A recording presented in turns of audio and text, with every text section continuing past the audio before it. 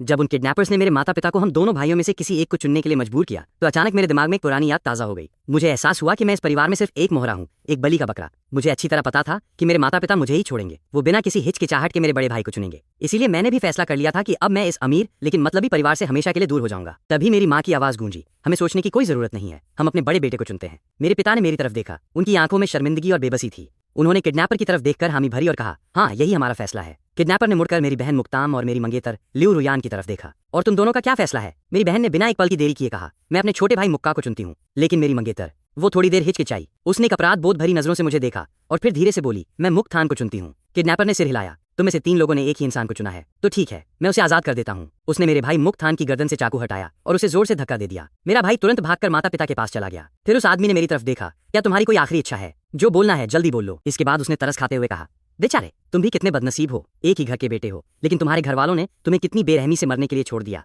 और तुम्हारी ये होने वाली बीवी, ये भी किसी काम की नहीं निकली। अगले जन्म में किसी गरीब के घर पैदा होना कम से कम बाहर से चमकने वाले और अंदर से सड़े हुए इस अमीर परिवार से तो बेहतर ही होगा।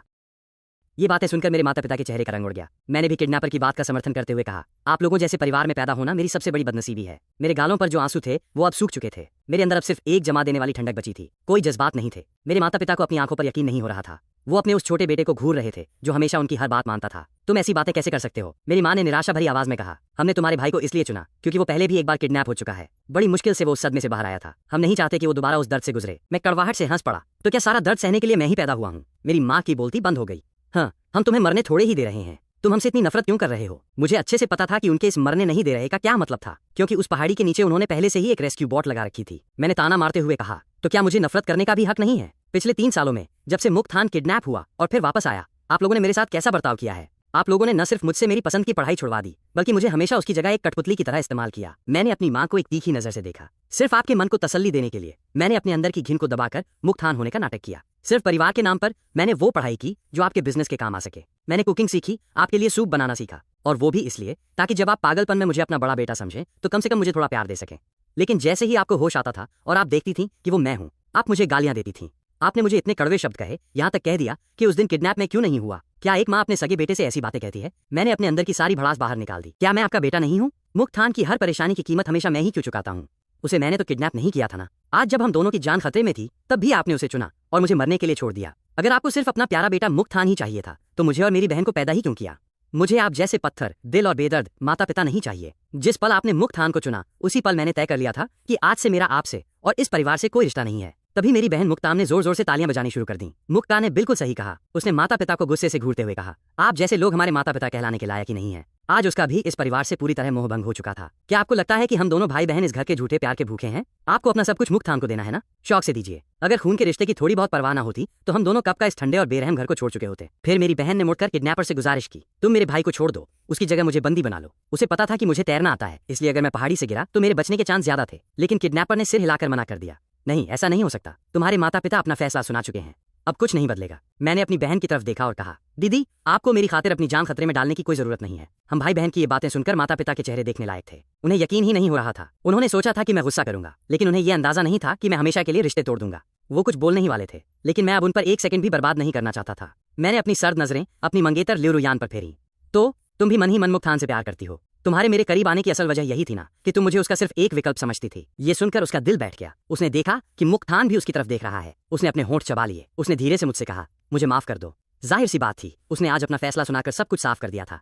अब उसे कुछ भी छिपाने की जरूरत नहीं थी। मैंने शांत आवाज में कहा, तो ठीक है, हम आज ही ब्रेकअप करते हैं और अपनी ये सगाई तोड़ते हैं। वो मुझे हैरानी से देखती रह गई। उसे बिल्कुल उम्मीद नहीं थी कि मैं इतनी जल्दी ये फैसला ले लूंगा। फिर मैंने अपने माता पिता को एक आखिरी दृढ़ निगाह से देखा। अगर आपने मुक्तान को चुना है और मुझे फेंक दिया है तो मैं भी आपकी ये इच्छा पूरी कर देता हूँ। इसके बाद चाहे मैं जीऊं या मरूं, मेरा और आपका कोई वास्ता नहीं। आज और अभी से मेरा और इस परिवार का रिश्ता हमेशा के लिए खत्म। मेरी इकलौती और असली रिश्तेदार सिर्फ मेरी ये बहन है। ये कहने के बाद मैंने वापस अपनी मंगेतर की तरफ देखा, और तुम्हारे साथ भी मेरा यही फैसला है। इसी पल से हमारी सगाई टूट चुकी है, हमारा कोई रिश्ता नहीं है। अगर आज मैं मर गया तो समझ लेना कि हम कभी एक दूसरे को जानते ही नहीं थे, और अगर मेरी किस्मत अच्छी रही और मैं बच गया तो कल को अगर हम सड़क पर टकरा भी जाएं तो एक दूसरे को अजनबियों की तरह ही देखना। इतना कहने के बाद मैंने आखिरी बार अपनी बहन की तरफ देखा। दीदी आप मेरी फिक्र मत करो। ये कहते ही मैंने किडनैपर के पैर पर पूरी ताकत से अपना पैर दे मारा। दर्द के मारे वो नीचे झुका और चाकू पकड़े हुए उसका हाथ ढीला पड़ गया। उसी पल मैंने मुड़कर सीधा पहाड़ी के किनारे की तरफ दौड़ लगा दी और बिना कुछ सोचे समझे गहरी समंदर की लहरों में छलांग लगा दी। मैं मुक्तान को जीतने नहीं देना चाहता था और नहीं कभी वापस उस मुक्त परिवार में कदम रखना चाहता था। इसीलिए इस पहाड़ी से कूदकर मैंने मुक्त परिवार के साथ अपने सारे रिश्ते हमेशा के लिए खत्म कर लिए। मेरे लिए यही सबसे सही फैसला था। पानी में गिरने से ठीक पहले मुझे पीछे से किसी के चीखने की आवाज सुनाई दी। नहीं, पानी के अंदर जाते ही मैंने जल्दी से हाथ पैर मारे और अपने हाथों में बंधी रस्सी को खोल लिया।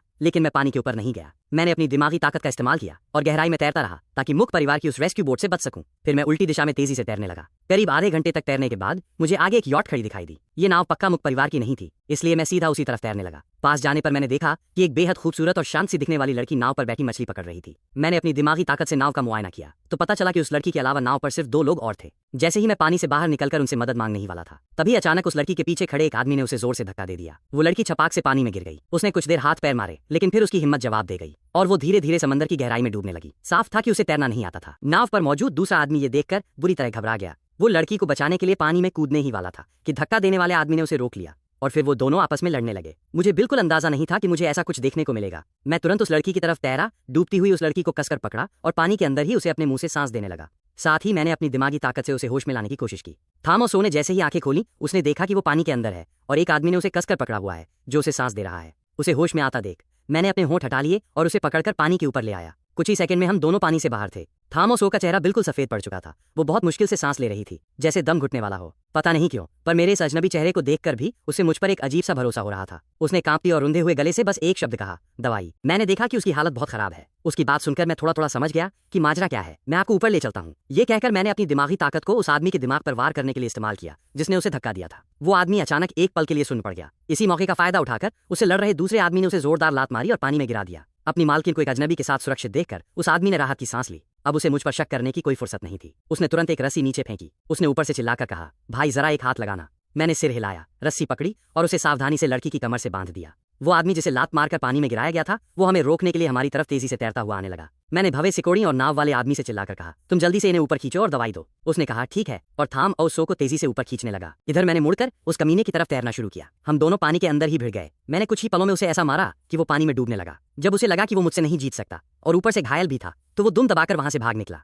मैंने भी उसका पीछा नहीं किया। आखिर ये कानून का समाज है, किसी को मारना जुर्म है और वैसे भी बुरे काम का नतीजा आज नहीं तो कल मिल ही जाएगा। ये सोचकर मैं वापस यॉट की तरफ मुड़ गया। उस आदमी ने एक रस्सी नीचे लटका दी थी। मैं उसे पकड़कर नाव पर चढ़ गया। तब तक थामोसो ने दवाई खा ली थी। उसके सीने का दर्द और सांस न आने की तकलीफ काफी कम हो गई थी। उसने अपना पीला पड़ा हुआ चेहरा उठाया और मेरी तरफ देखा। शुक्रिया। उसे देखकर मुझे लगा जैसे मैंने इसे कहीं देखा है। फिर जैसे ही मेरी नजर उसके हाथ में पकड़ी हार्ट अटैक की दवाई पर पड़ी, इस शरीर की पुरानी यादें ताजा हो गईं। मैं तुरंत समझ गया कि वो कौन है। आप थामोसो है ना? वो हैरान रह गई। तुम मुझे जानते हो? मैंने मुस्कुराते हुए कहा, आप हमारी यूनिवर्सिटी की बहुत पॉपुलर स्टूडेंट हैं, एक तरह से गॉडेस हैं। शायद ही कोई होगा जो आपको न जानता हो। मैंने आपको कॉलेज में देखा है। मैं आपसे जूनियर हूँ और हाँ, मेरा नाम मुक्का है। थामोसो के उस शांत और खूबसूरत चेहरे पर एक हल्की सी मुस्कान आ गई। तो अब हमारी जान पहचान हो गई। मेरी जान बचाने के लिए तुम्हारा बहुत बहुत शुक्रिया। मैंने हंसते हुए हाथ हिलाया। आप इतना फॉर्मल मत होइए, मैं तो बस इत्तेफाक से वहां था और मदद कर दी। थामोसो ने फिर पूछा, लेकिन तुम समंदर में क्या कर रहे थे? ये इत्तेफाक कुछ ज्यादा ही अजीब नहीं है। मैं खुद समंदर में कूदा था। ये सुनकर थामोसो और उसके पीछे खड़ा आदमी दोनों चौंक गए।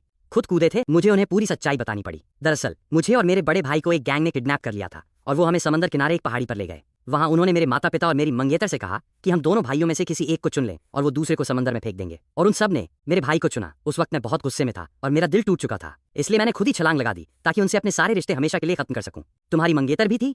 थामोसो ने पूछा। ये सवाल सुनकर उसके पीछे खड़े आदमी का मुंह खुला का खुला रह गया। उसका चेहरा देखने लायक था, मानो वो सोच रहा हो, रुको, इस पूरी कहानी का मेन पॉइंट ये तो नहीं था ना? मेन पॉइंट तो ये होना चाहिए था कि इस लड़के को इसके परिवार और मंगेतर ने मरने के लिए छोड़ दिया और इसे समंदर में कूदना पड़ा। ये कितना दर्दनाक है। मैंने सफाई देते हुए कहा, सच कहूं तो समंदर में कूदने से ठीक पहले मैंने अपनी सगाई तोड़ दी थी। थामोसो के होठों की मुस्कान और गहरी हो गई। ऐसी मंगेतर के जाने का कोई अफसोस भी नहीं होना चाहिए। पीछे खड़ा आदमी भी सिर हिलाते हुए हामी भरने लगा। बिल्कुल सही कहा, एकदम घटिया लोग हैं। फिर उस आदमी ने थोड़े गपशप वाले अंदाज में पूछा, लेकिन एक बात बताओ, तुम्हारे माता पिता ने तुम्हारे भाई को चुना, ये बात तो फिर भी समझ में आती है, लेकिन तुम्हारी मंगेतर ने तुम्हारे भाई को क्यों चुना? कहीं वो तुम्हारे पीछे से उसके साथ चक्कर तो नहीं चला रही थी? मैंने बताया, असल में मेरी मंगेतर पहले मेरे भाई को ही मन पसंद करती थी, लेकिन 3 साल पहले मेरा भाई अचानक गायब हो गया था। तब जाकर उसने मेरे पीछे आना शुरू किया था।